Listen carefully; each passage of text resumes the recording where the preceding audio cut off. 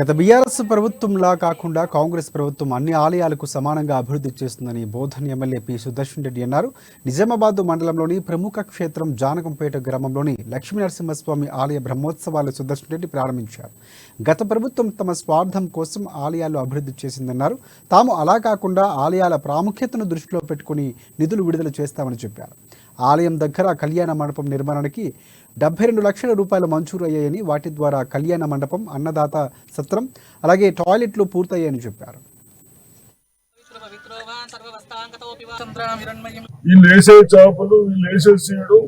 ఎవ్వరు అడిగించేది కాదు, చేపలే తినరు కాబట్టి తప్పనిసరిగా కలెక్టర్ గారు డోన్ అనేది ఎంత దొరుకుతుంది, వాళ్ళు ఏం స్ప్రే చేస్తా ఉన్నారు, మనం కూడా ఒకటి కన్సల్ట్ అగ్రికల్చర్ కో లేకుంటే ఇరిగేషన్ కో ఒకటి ఇచ్చి అన్ని చెరువుల్లో కొట్టిస్తే ఎలా ఉంటుందో అని ఆలోచించాలి. ఎందుకంటే నాకు తెలిసిన గంగపుత్ర సోదరులు, చిన్నవాళ్ళు, ఎక్కువ శాతం భూమి లేని వాళ్ళు, దీనిపైనే జీవించే వాళ్ళు కాబట్టి కుటుంబాలు పెరుగుతా ఉన్నాయి.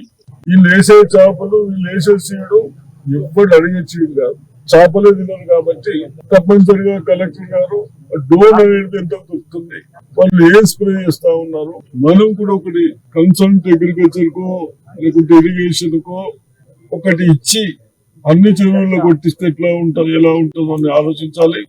ఎందుకంటే నాకు తెలిసిన గంగపుత్ర సోదరులు